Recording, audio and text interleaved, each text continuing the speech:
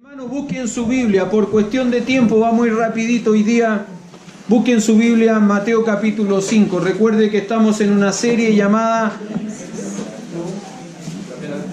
¿Las Bienaventuranzas? ¿No? ¿Cómo se llama la serie?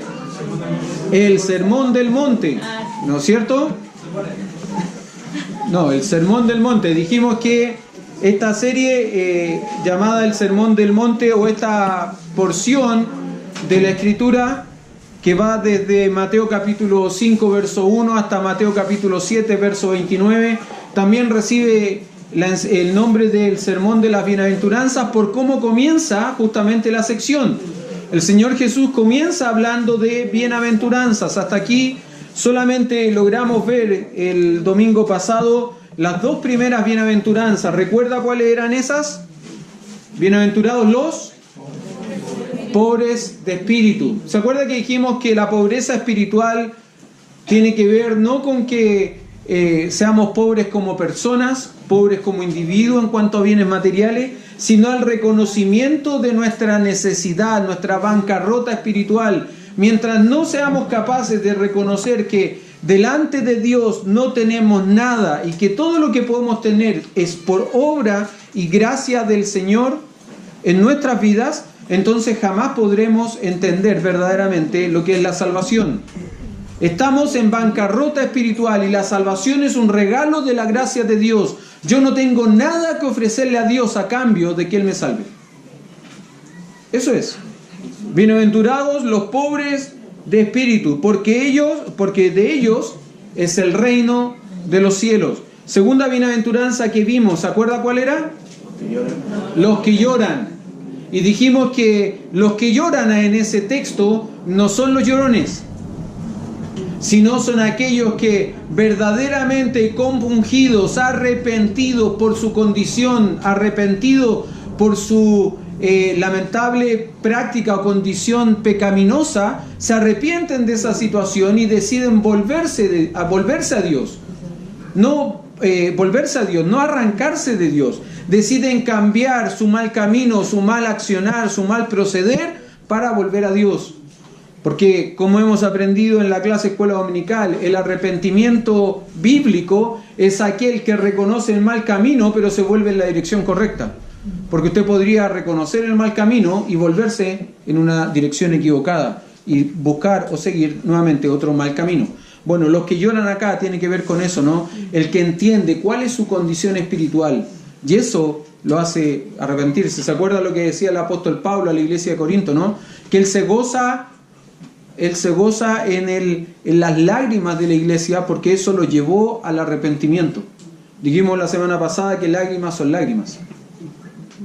El arrepentimiento sincero da frutos dignos de arrepentimiento, ¿no es cierto? Hoy vamos a ver, como dije, por cuestión de tiempo, solamente dos bienaventuranzas más. Verso 5, bienaventurados los mansos, porque ellos recibirán la tierra por heredad. Bienaventurados los que tienen hambre y sed de justicia, porque ellos serán saciados. Una pregunta más. ¿Se acuerda que hablamos de esto, que en los días de Cristo la gente creía o entendía que un hombre natural, un hombre normal, como usted, como yo, no podía ser bienaventurado? ¿Por una razón? Porque para ser bienaventurado, dichoso, bendito, súper feliz, había que estar eximido, librado de los pesares, de los malestares, de los males que nosotros de pronto vivimos y con los cuales tenemos que batallar día a día. Entonces, mientras usted no es libre de eso, no puede ser bienaventurado. Ese era el pensamiento en los días de Cristo. ¿Quiénes solamente podrían ser bienaventurados? ¿Lo recuerda? Los muertos, ¿no? Porque quedan eximidos, librados de los pesares de la vida diaria. ¿Qué más?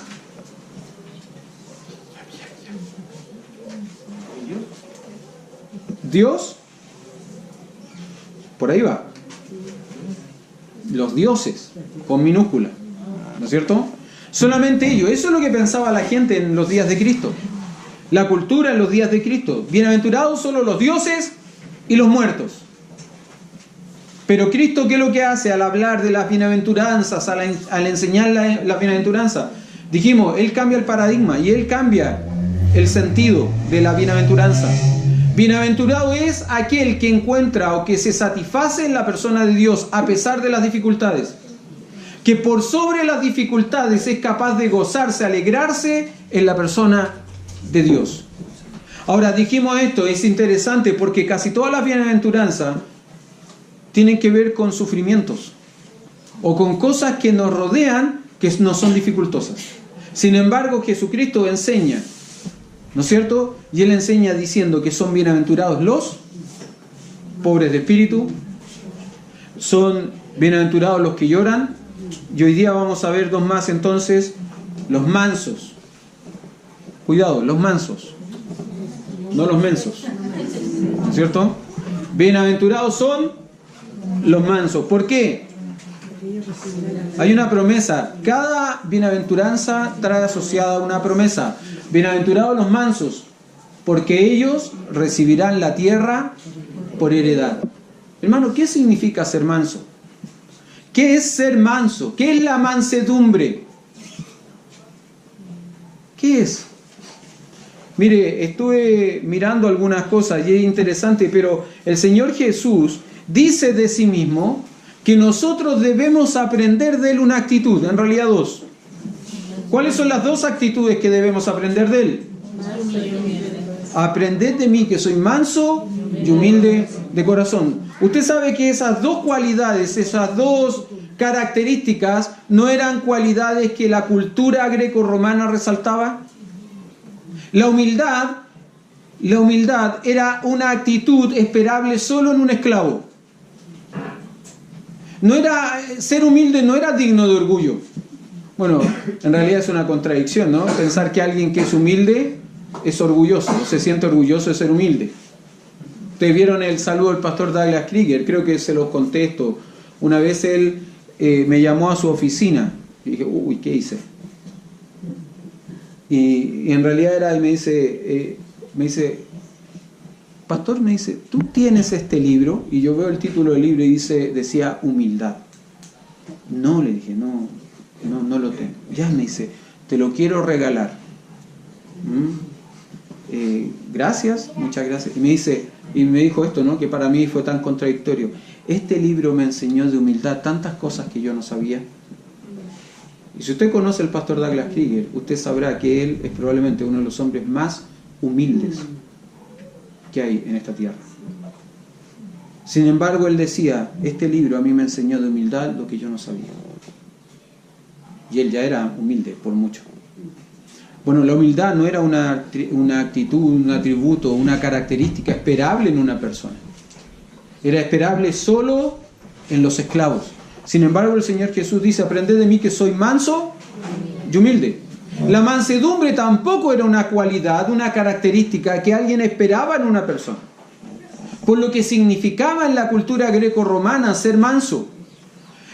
¿De quién se decía que alguien era manso o algo era manso? Bueno, se estimaba que manso o mansedumbre era la característica que tenían ciertos seres, personas o animales, que teniendo gran poder, gran fuerza, eran domados,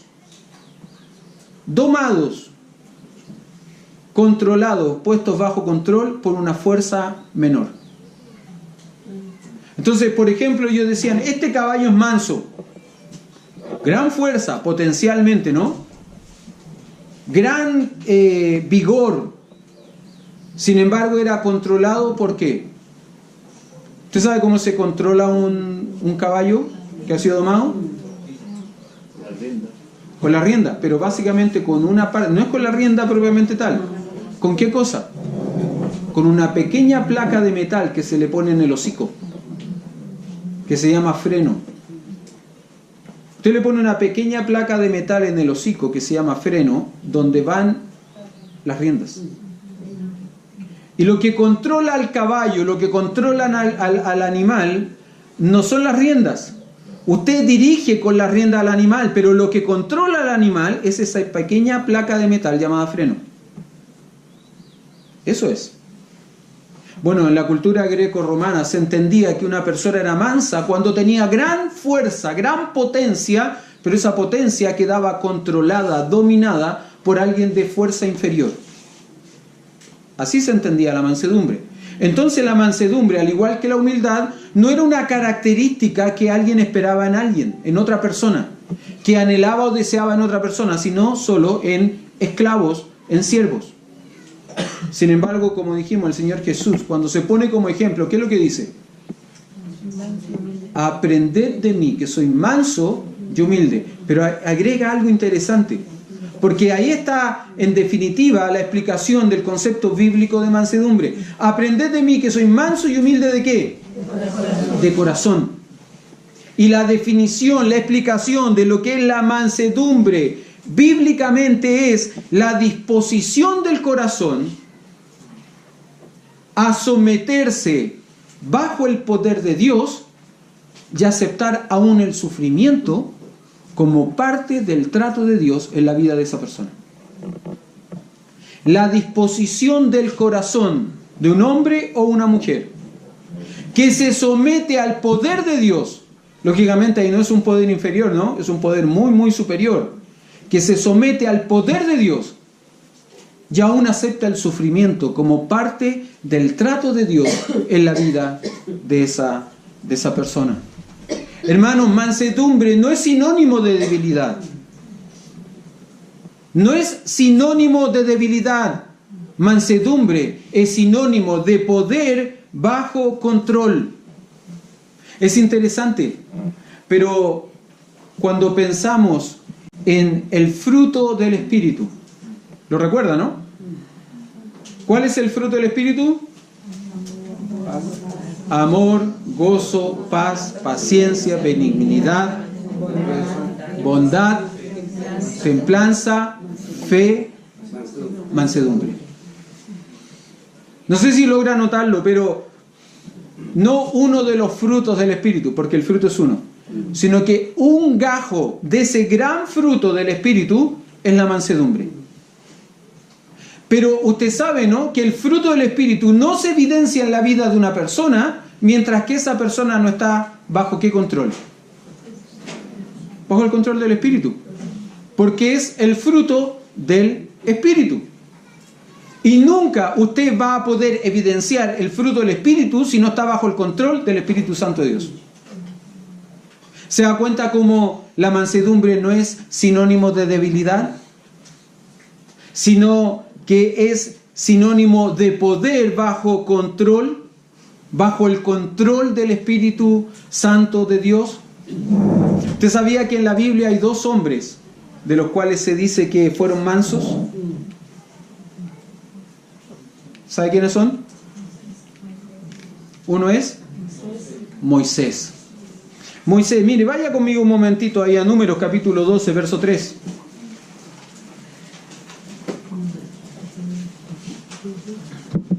Números capítulo 12, verso 3. Dice así: y aquel varón Moisés era muy manso, más que todos los hombres que habían en la tierra. Números capítulo 12, verso 3.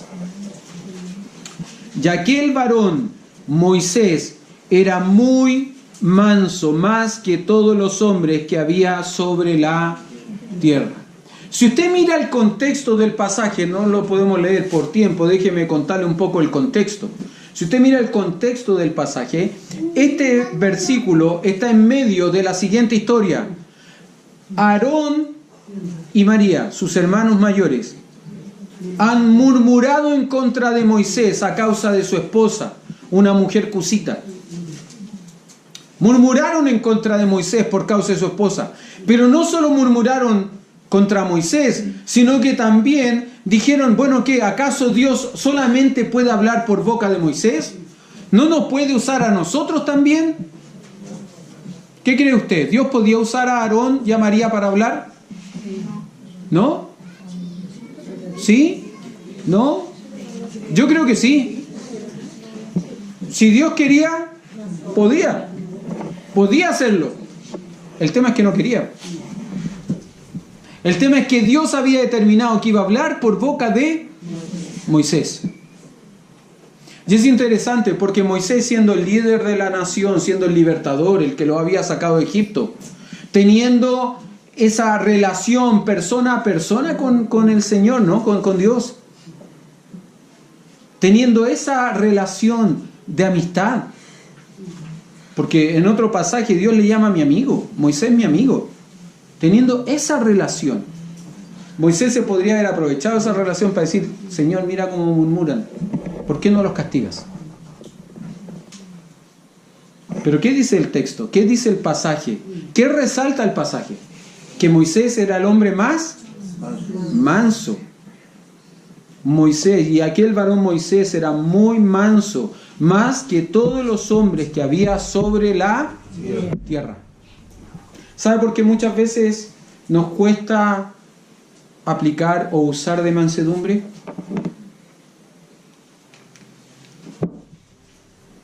¿Sabe por qué no? Porque muchas veces nos cuesta usar de mansedumbre, ser mansos delante de la gente. ¿Sabe por qué? Porque la gente confunde la mansedumbre con la mensudumbre. Y en vez de decirnos, o en vez de entender que somos mansos, creen que somos mensos. Y es triste. Moisés pasó por menso, pero Dios lo reconoció como manso. Manso. Y el Señor Jesús dice: bienaventurados los mansos. Bienaventurados los mansos. Dichosos, benditos, súper felices los mansos. Los mansos. Les dije que 2 hombres fueron considerados mansos y son destacados como mansos dentro de la Biblia, ¿no? Uno fue Moisés. ¿Cuál fue el otro hombre? Jesús. Y usted me dice: ¿Pastor Jesús? ¿Hombre Jesús? Sí, pues recuerde que Jesús es hombre. Cristo es Dios. Jesús fue reconocido como manso, él mismo se reconoce: aprended de mí que soy manso y humilde de corazón. Fíjese cómo dice el pasaje en el contexto, Mateo 11, 28 al 30. Mateo 11, 28 al 30 dice: venid a mí todos los que estáis trabajados y cargados, y yo os haré descansar. Me encanta esa promesa. Sobre todo los días viernes en la tarde. Me encanta esa promesa. Llevad mi yugo sobre vosotros y aprended de mí que soy manso y humilde de corazón, y hallaréis descanso para vuestras almas, porque mi yugo es fácil y ligera mi carga. ¿Se acuerda que dijimos que el yugo del Señor es fácil? No porque sea liviano, sino porque Él se lleva la parte pesada de la carga. Cuando Él dice: venid a mí los que estáis trabajados y cargados, y yo os haré descansar, es porque Él toma la carga y el peso que nosotros llevamos. Compartimos su yugo, y su yugo es pesado, pero para nosotros es fácil, porque Él lleva el peso, porque Él es manso y humilde de corazón. Fíjese qué interesante, en la vida de Cristo la mansedumbre fue cuestionada desde el principio del ministerio hasta el final del ministerio. ¿Se acuerda que dijimos que mansedumbre era poder bajo control? Fuerza, potencia bajo control. ¿Se acuerda la tentación de Cristo? Satanás, ¿qué fue a qué apeló? Demuestra que eres Dios. Demuestra que eres Dios. ¿Y cómo lo hace? Al principio del ministerio. ¿Cómo podía demostrar Cristo que era Dios al principio del ministerio? Mostrando su poder. Evidenciando su poder. Desde el principio de su ministerio, Cristo fue cuestionado en su mansedumbre hasta el final. Si usted va a Lucas capítulo 23, Cristo está crucificado. Los líderes religiosos de la época dicen, bueno, si es Dios, bájese de la cruz y demuéstrelo. Pero no solo los líderes religiosos de la época, también uno de los malhechores que está al lado de él. Lucas capítulo 23, verso 39. Y uno de los malhechores que estaban colgados le injuriaba diciendo, si tú eres el Cristo, sálvate a ti mismo y a quién más. A nosotros. Desde el principio del ministerio de Cristo, la mansedumbre de Cristo fue cuestionada. ¿Cristo tenía el poder de bajar de la cruz? ¿Podía hacerlo? ¿Podía? Sí. ¿Por qué no lo hizo? Porque si él lo hubiese hecho, ninguno de nosotros sería salvo. Porque el propósito de su encarnación no se hubiese cumplido. Si hay algo que nosotros tenemos que agradecerle al Señor Jesús, es su mansedumbre.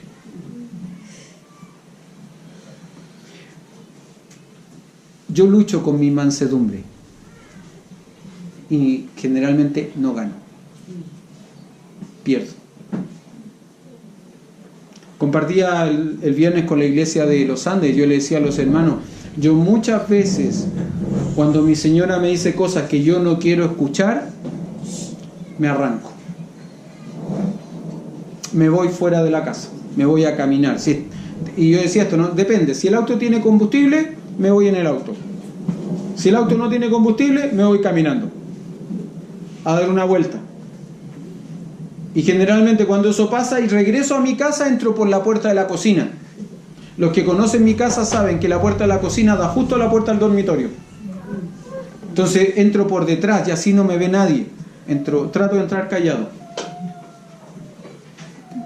Pero a veces pierdo. A veces le digo a mi señora, no quiero hablar. Pero a veces pierdo la mansedumbre. Y le contesto. Y siempre que le contesto, ¿qué es lo que hago?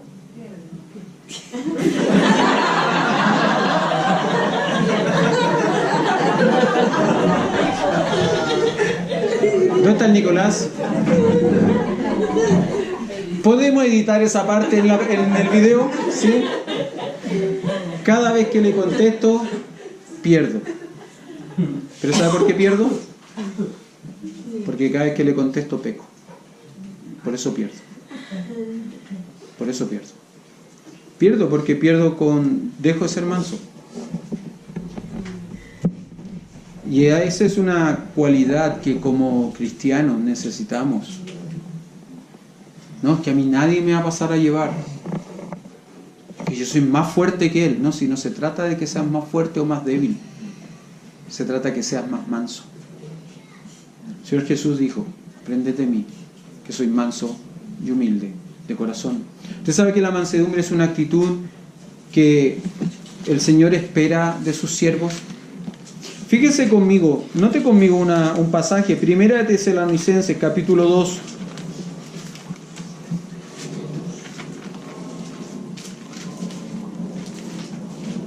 Primera de Tesalonicenses, capítulo 2.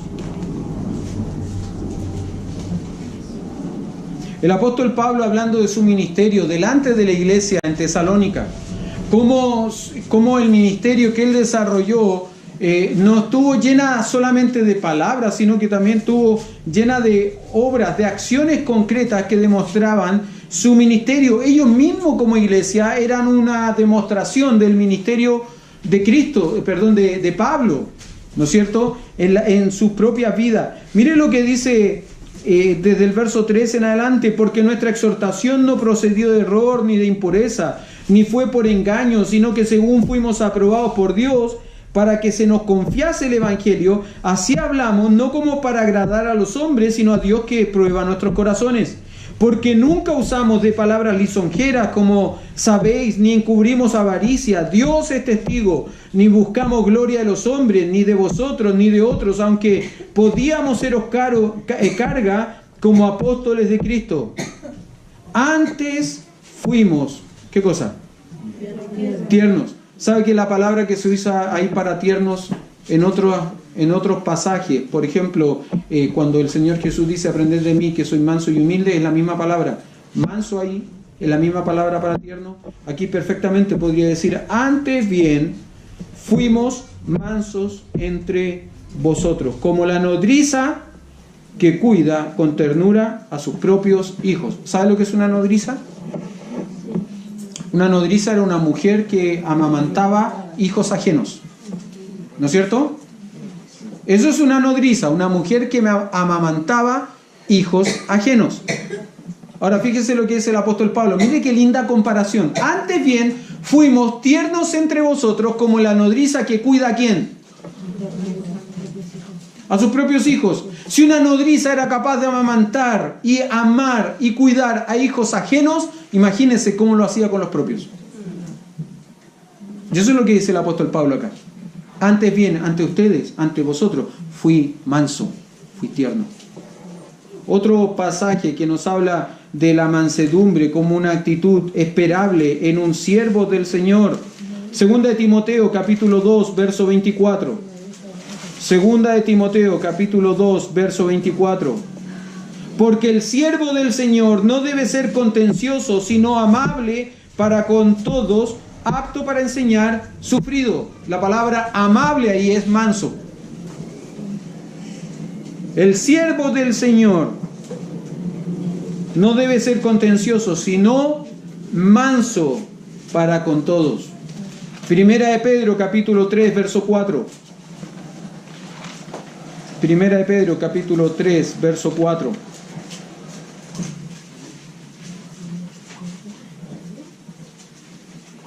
Hablando del atavío, de la vestimenta, de la ornamenta que debe exhibir, que deben exhibir las mujeres, ¿no es cierto?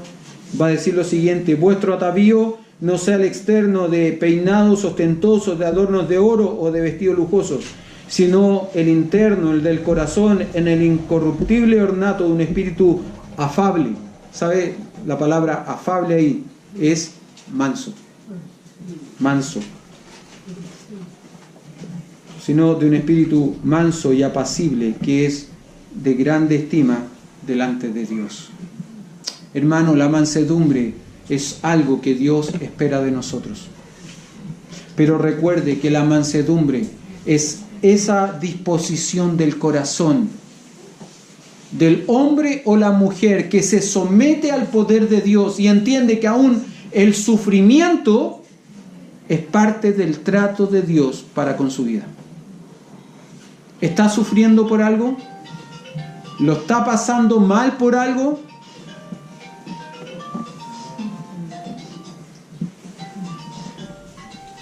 Por lo que sea, incluso por un celular, puede que lo esté pasando mal. ¿Lo está pasando mal por algo? Piensa en esto.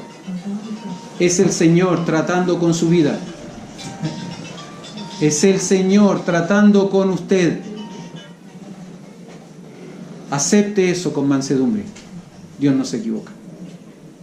Ahora es lindo, ¿no? Porque pensaba en que cada bienaventuranza termina con una promesa. Y esta bienaventuranza en particular termina con la promesa de que los mansos, ¿qué es lo que harán? ¿Cómo dice el pasaje? Bienaventurados los mansos, porque ellos heredarán la tierra. Pensaba, recuerde hermano, vamos a terminar acá porque ha pasado mucho la hora. No vamos a poder ir a la otra bienaventuranza. Pero recuerde esto, las bienaventuranzas para algunos son estaciones que uno debe cumplir para ser salvo. Para otros las bienaventuranzas son las leyes del reino. No se aplican a nuestras vidas, sino que son cosas que se van a aplicar al tiempo del reino, del milenio. Ahí es donde esto aplica. Entonces, esto lo podemos leer como una enseñanza, pero no necesariamente lo tenemos que practicar porque no es para nosotros. Creo sinceramente que si bien es cierto, esto se aplica al reino, son enseñanzas y principios bíblicos y morales que como creyentes debemos de aplicar a nuestras vidas. Ahora, creo sinceramente que esta promesa en particular no se aplica a nosotros como iglesia. Y le voy a explicar básicamente por qué. Porque las promesas para la iglesia nunca fueron de ámbito material o terrenal. ¿Nosotros esperamos poseer la tierra por heredad? No, ¿qué esperamos? ¿Qué anhelamos? Yo no sé si usted, pero yo por lo menos, yo anhelo mi arrebatamiento. Yo quiero que el Señor me arrebate antes de que me manden. ¿Usted entiende eso, no, Rodrigo? Son cosas que vas a tener que aprender desde el sábado para adelante. Hay ciertas oraciones imprecatorias de nuestras esposas. Señor, llévatelo, te lo mando, por ejemplo. Entonces, yo quiero ser arrebatado antes de que me manden. ¿No es cierto? Yo confío, espero, anhelo ser parte de la última generación, la que no va a ver la muerte. Tengo esa convicción de que voy a ser parte de esa generación. A nosotros no se nos prometió la tierra. A la nación de Israel sí se le prometió la tierra. Mire, solamente para hacerle mención, un pasaje. Salmo 37:11. De hecho esta parte del texto tiene relación con este salmo, el Salmo 37:11. Bienaventurados los mansos, porque ellos heredarán la tierra. ¿Qué dice el Salmo 37:11? Pero los mansos heredarán la tierra. Y si usted mira un poquito más, me perdí. Déjeme buscar el pasaje. 37:11, pero los mansos heredarán la tierra. Pero hay otro más que habla de los justos.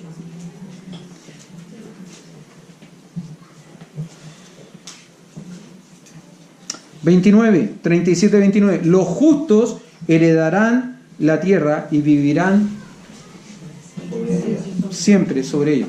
Esas son promesas a la nación de Israel. Entonces, entiendo particularmente que esta promesa tiene relación con la nación. Pero el ser manso, hermano, el ser manso es una enseñanza del Señor Jesús a todo a todo creyente sincero en Él. ¿Usted es verdaderamente un hijo de Dios? ¿Usted es verdaderamente un creyente sincero, un cristiano sincero? Entonces en usted se debiese evidenciar la mansedumbre. ¿Nos cuesta? Claro que nos cuesta. Porque como les decía hace unos minutos, a nosotros no nos gusta que nos pasen a llevar. No nos gusta que otros nos cuestionen, no nos gusta que otro eventualmente aplique su poder, su dominio sobre nosotros. Pero Jesucristo, el Dios del universo, el creador y sustentador de todas las cosas, nos dio ejemplo de mansedumbre y humildad. ¿Qué queda para nosotros? ¿Qué queda para nosotros? Bienaventurados los mansos, porque ellos heredarán la tierra. Próxima semana seguimos aprendiendo juntos. No, próxima no. Un par de semanas más seguimos aprendiendo juntos. ¿Por qué no la próxima? Próxima semana vamos a tener la visita de un hermano, de un pastor que va a salir como misionero hacia Ecuador.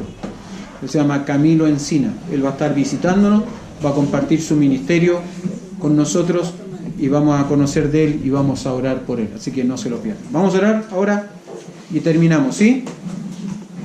Bueno, Maximilian, ¿nos diriges? Señor, te damos gracias por este tiempo que